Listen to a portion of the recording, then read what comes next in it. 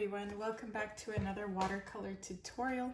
Today we're going to be painting a Christmas tree inspired by phenuxela, and it's a very it's a very unique tree because it's going to be made up of branches, and I thought that this was so beautiful. So let's just get straight into it.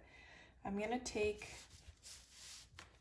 green, and I have a bit of black already on my little piece of plastic, so I'm going to use that starting out.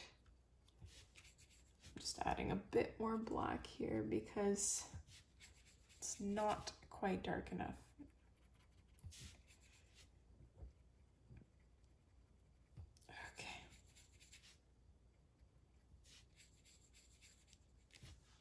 So I drew myself a little triangle, or a pyramid, I guess, to just have the general guideline of where I want my branches to start and end. They can go a little bit past or before, but it's good to have that guideline for yourself, just if you, like me, have a habit of messing these kinds of things up. So the first branch is gonna go sort of like this.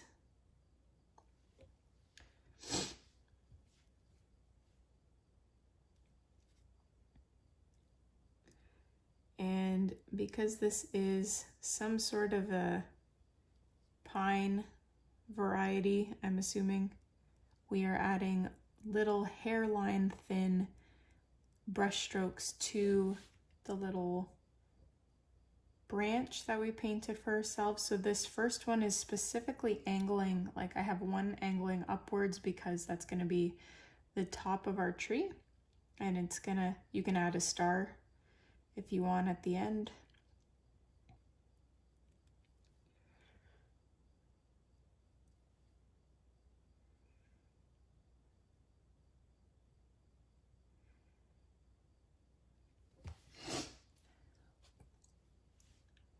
So I made mine a little thick there.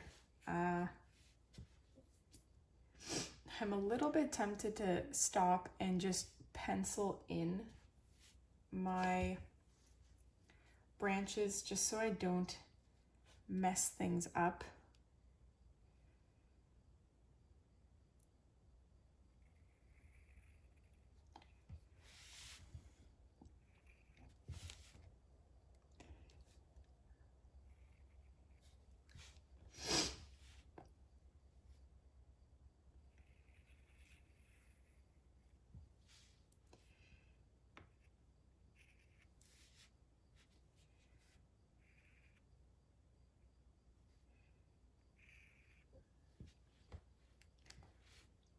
This bottom one will kind of concave upwards. Convex, I don't know. I always messed that up in school. I had trouble remembering which one was which. Concave, convex. Technically they're the same. If you flip a concave, it becomes convex, so isn't it concave?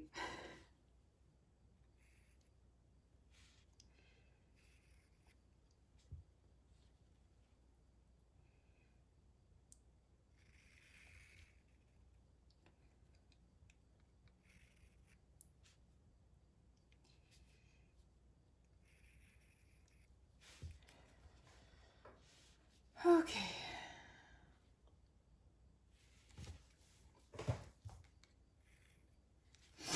So we'll see how that's just a general guide for myself, but we'll see how it ends up turning out.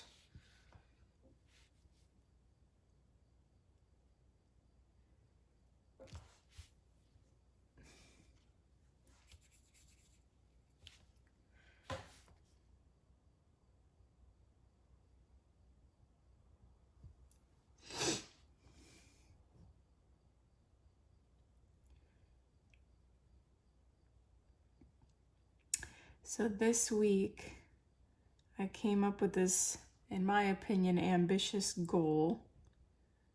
Sorry, I just want to show you here. Here I had my original pencil mark, and as I painted this, I realized I wouldn't have enough room. So I moved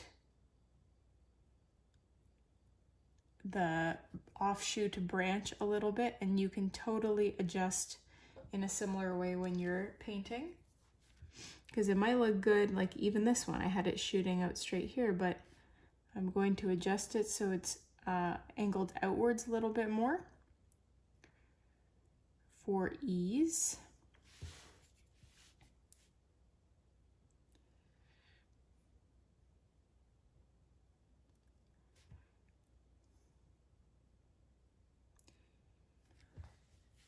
What was I gonna say? Oh yes, I had this moment of realization right before I started filming this tutorial. I went and I put my toddler down for a nap, and then just got straight into this. I spend every free moment when my toddler, every sleeping moment of my toddler is spent painting recently. And it feels like a lot, but and it is. So the reason being, I set this ambitious goal for myself to paint a certain amount of videos every single day in order for, by the end of the weekend, so in 7 days, well, now it's Tuesday, so it's been a few days, but to basically have all of the content pre-painted that I need for an undisclosed reason. And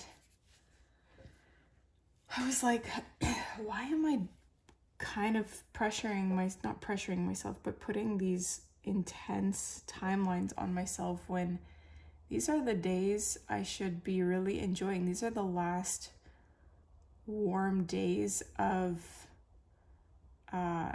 technically it's still summer. I think next week it's officially going to be fall, but it's really fall. Like it's mid-September, it's past mid-September now. And this is, I think, the last, what they're calling heat wave, but I think that's a little bit pathetic because I looked at the forecast and it's like max 24 degrees a day, which is a little bit comedic. That's not a heat wave. When my toddler was born, the week that my toddler was born, that was the first week of September, that was a heat wave. It was like 38 degrees. I remember she was born at home, but we had to go to the hospital overnight for something minor. And so when I walked out of that hospital the next day, you know, hospitals are air conditioned. I was like blown in the face by this heat, and we didn't have AC in the car that we had and still have. So that was an uncomfortable hour drive home. I will say that. But yeah, it's gonna be like the last I don't want to say heat wave, the last few warm days of the summer season, and I feel a little bit guilty that instead of being out in the garden and doing things in the garden, and that's still me being productive because those things still need to be done, I'm sitting inside here painting.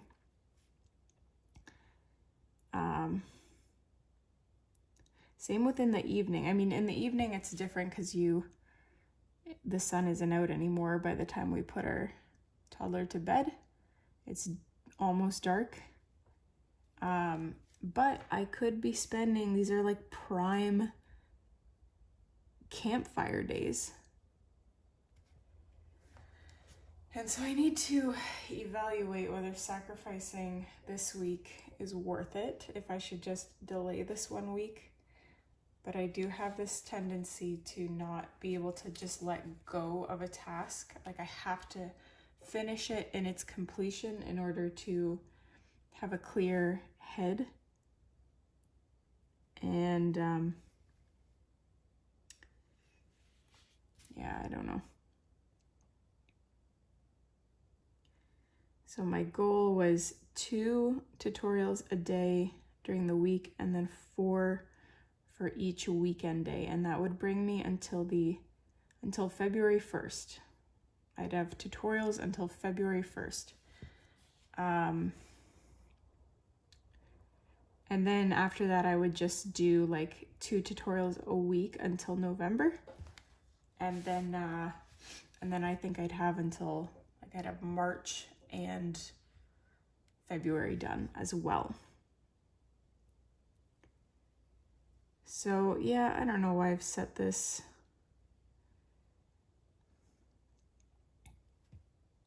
No, I do know why I've set these goals for myself, but just wondering if it is worth sacrificing the time that I have now outside with beautiful weather.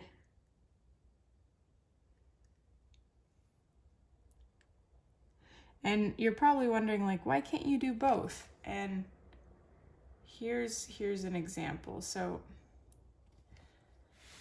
one of my friends messaged me a few hours ago and said that she's going to the beach between certain hours.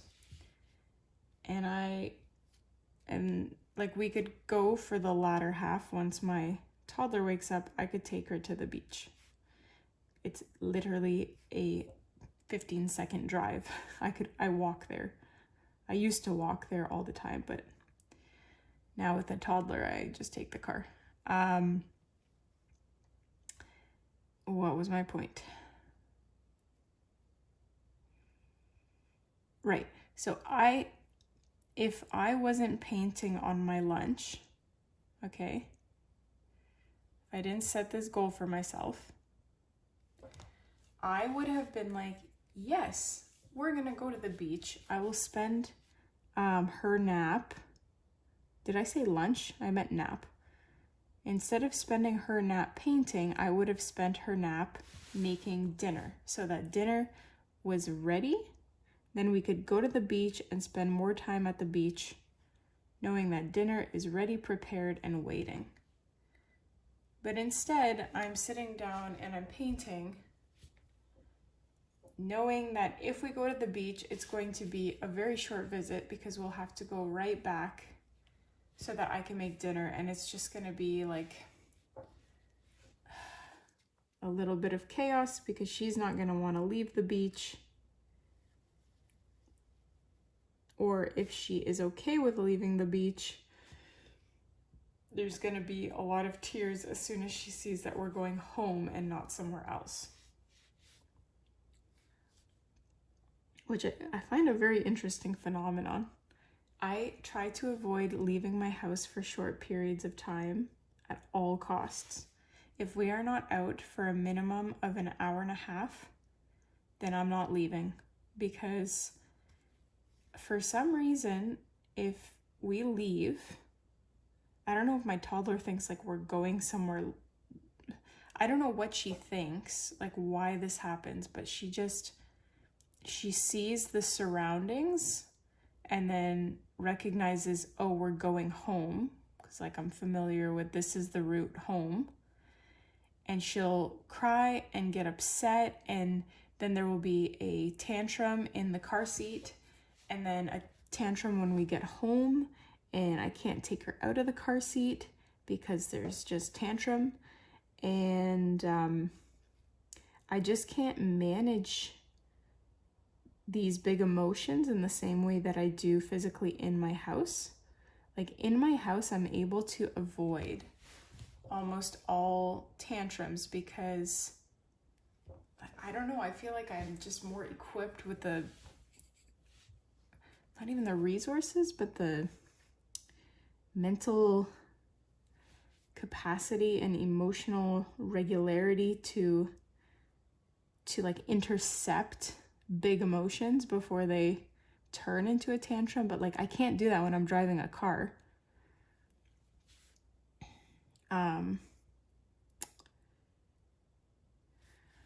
So yeah, that's my little dilemma, is instead of painting, I could be making dinner. And then, my friends, dinner is one of the things I really don't enjoy doing. Before we had children, I didn't enjoy it, but it wasn't a big deal. I just did it when it was my turn to make dinner.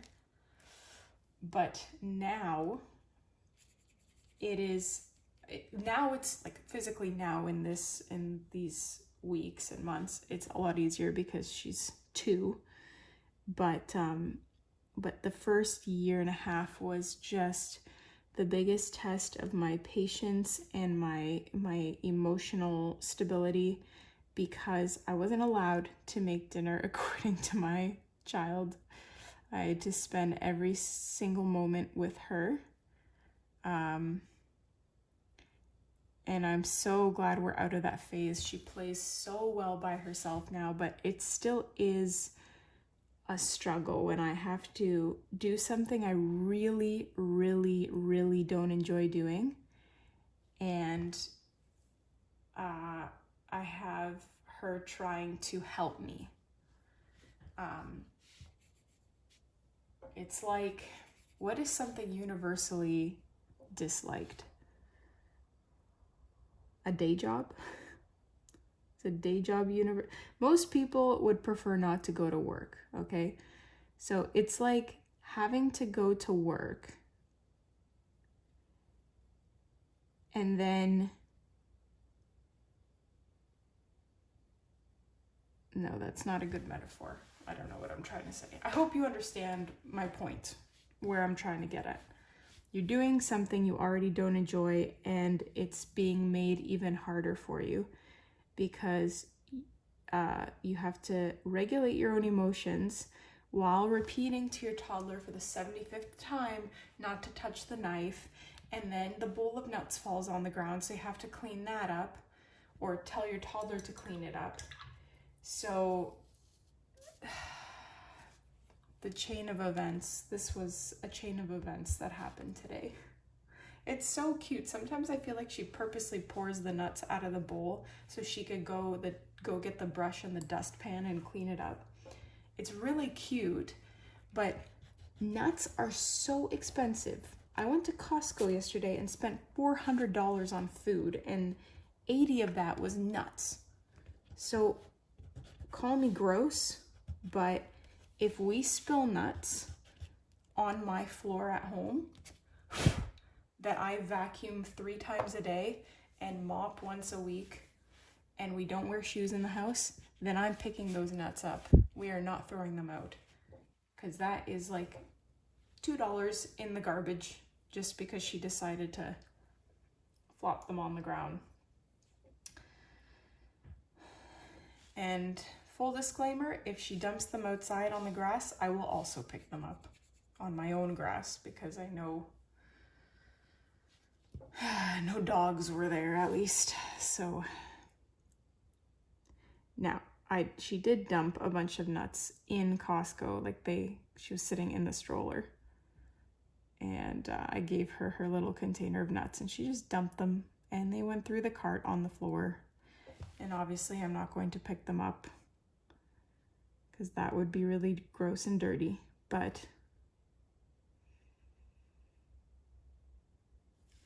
oh, joy, the joys. So one thing I wish I had done a little bit differently, I wish I could just like move this tree up a bit. That would be really nice because I wanted to paint ornaments. Oh, that's what I did wrong. I shouldn't have filled all these spaces in. I forgot that we still have to paint ornaments in between each layer. Ay. Anyway, I'm gonna take gold watercolor, but you can take, if you don't have metallic colors, just take yellow or whatever works for you. Or maybe, do I want gold or do I want this pretty actual gold color? Because I think I took copper before. But we are going to do a little star. You're welcome to sketch out your star first, but I'm just doing like the 5-point star like this, filling it in.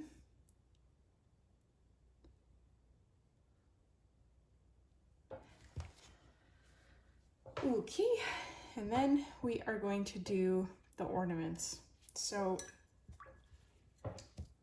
I'm going to switch brushes to a non-liner brush because I don't want to overuse that guy on things that aren't fully relevant.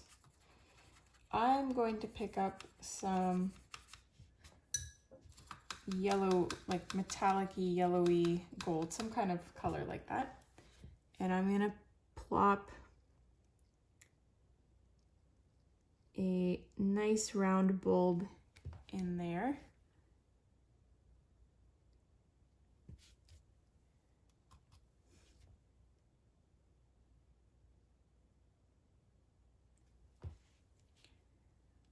I want them to be a tiny bit smaller than that. I'll do another one here.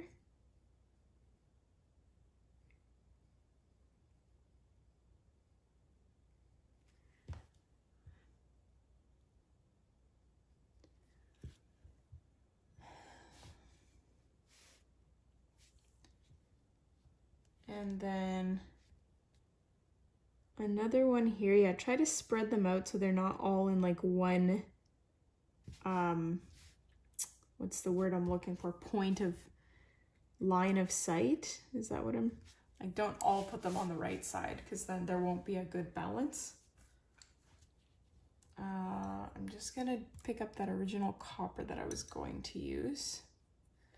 And I want to do a few stars as well. So we'll do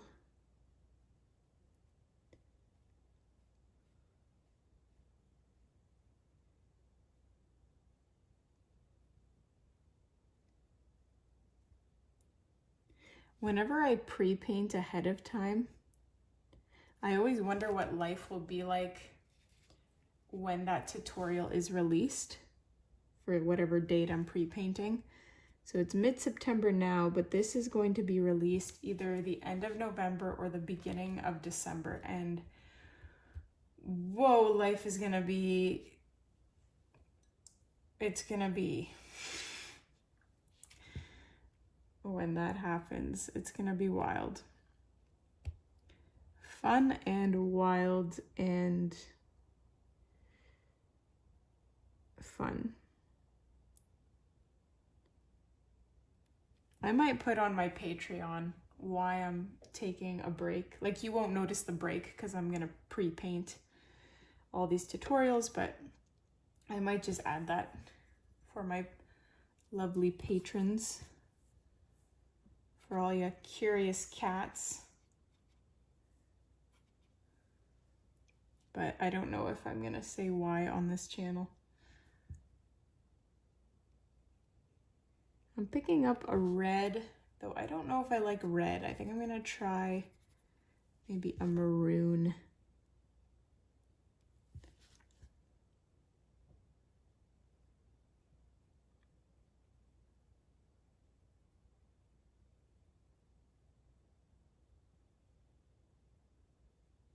I used to paint, what did I used to paint? Fingernail art. And I had what was called a dotting tool. And that thing was wonderful because instead of trying to, with a paintbrush, paint like a perfect little circle, you would just dot a perfect circle or a perfect dot onto your nail. And if I was using acrylic paint, I would probably also be able to do that. Like, see, I wanted this to be way smaller, but because my circle kept becoming more and more lopsided, I have to keep making it bigger and bigger and bigger to make it circular. And I didn't want it to be that big. I wanted to make it a lot smaller. So that's frustrating, and that could have been completely mitigated by simply having some sort of dotting contraption. So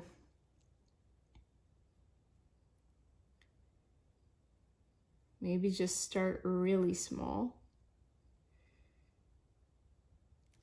I need a better way of doing this because this isn't working for me. I'm gonna try my quadruple zero, pull out this trusty paintbrush.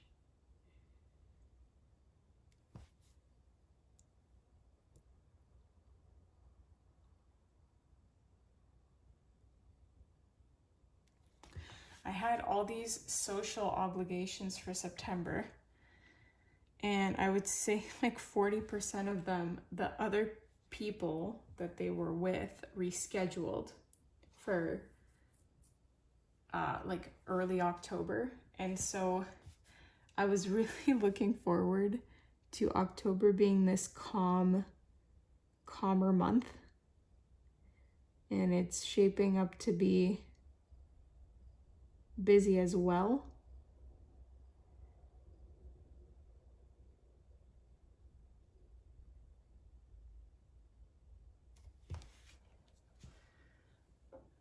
So this works a lot better, this just using a very fine detailed brush.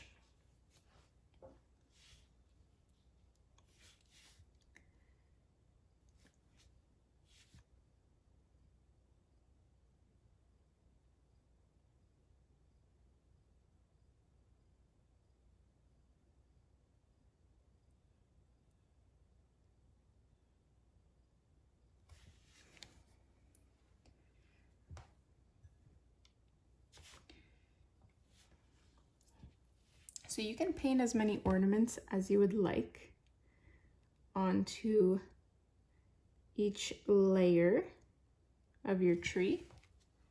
We're gonna fill in some of the gaps with these small dots in a bit, but I'm gonna pick up some of this copper and do another star here.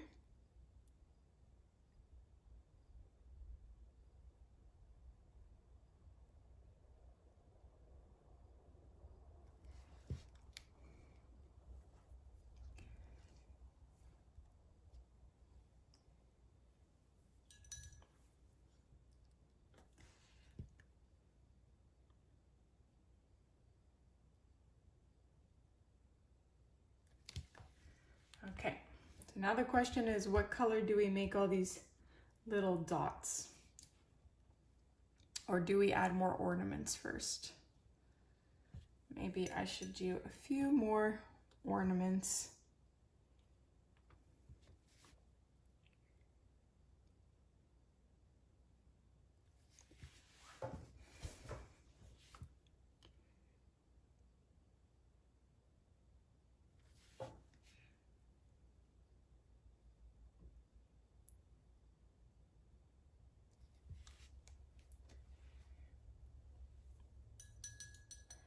I'm probably gonna make them like a maroony red color.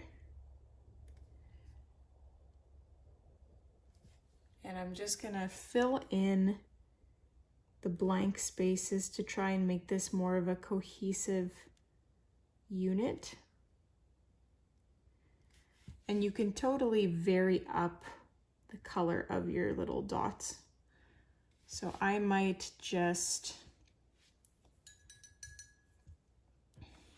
do like gold dots as well.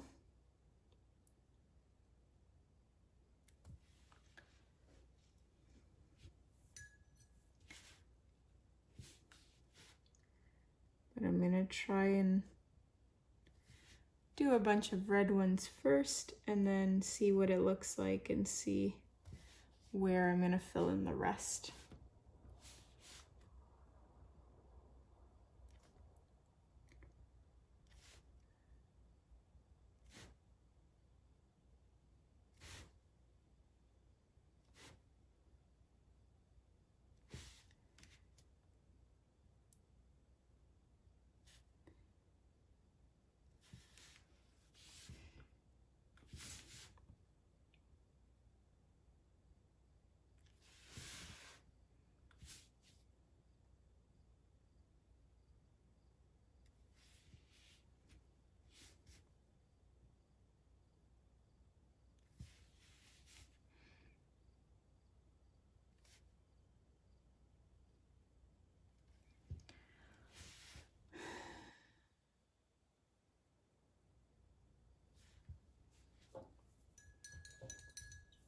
I'm gonna pick up, what color should I use? Maybe that original copper that I used for the star.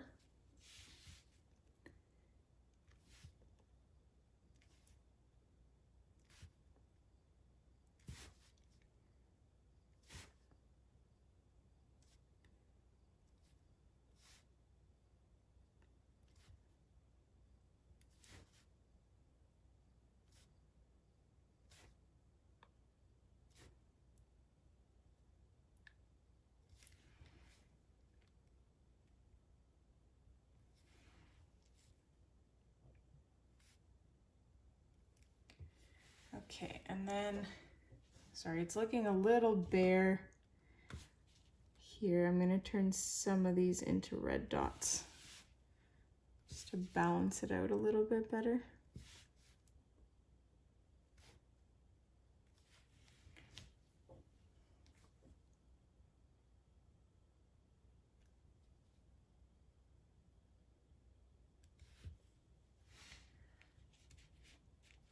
Okay. So next thing we would like to do here is add the, what do you call it? The part that attaches the bulb to the tree. I'm blanking on that name at the moment, but I'm gonna take black.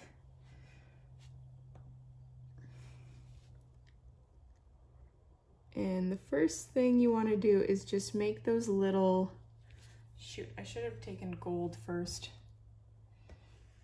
and done the hat part. I don't know what it's called. The metal part that's on top of an ornament that attaches to the metal wire that then attaches to the tree. Is there an official name for that?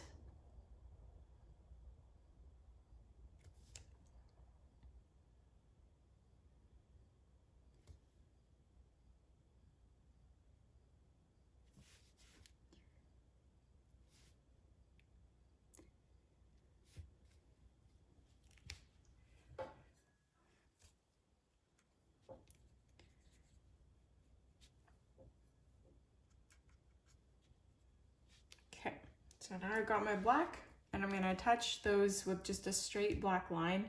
I find that I can get a much thinner line because we want to be hairline thin here if I use my paintbrush, but if you find that you have better control or can achieve a thinner line with a marker or a black pen, by all means do that. Like, you can barely see these anyway. It's not like it's gonna make or break your painting unless you go like really thick.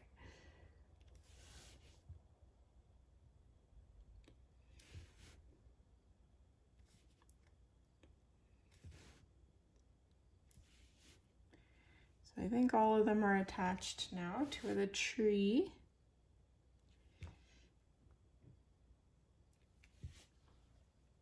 Wonderful. And as a last little detail, I am going to add white accents to the ornaments.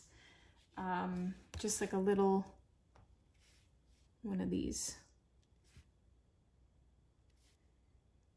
We could have went way more detailed at the beginning, but I really wanted to keep this on the simpler side, something that somebody could replicate quite easily and do multiples of in a relatively quick fashion. So I hope we were able to achieve that.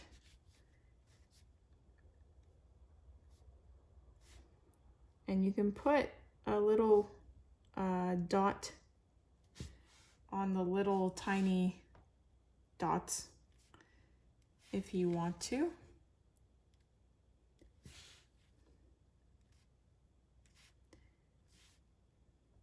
And I'm a bit tempted to also add snow to the tree branches, but I'm not going to do that because I do have a tendency of ruining things that way when I go way overboard.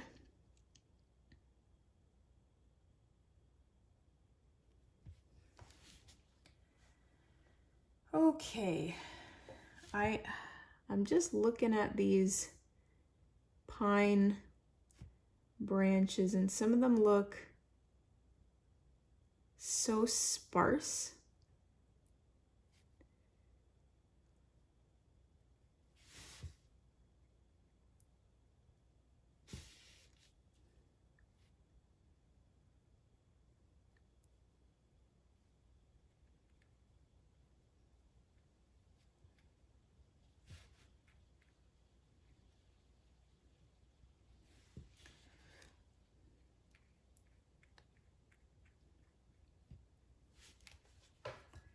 So, but I'm gonna leave it. I'm gonna leave it. I think that looks great the way it is. Let me know what you guys think about this one.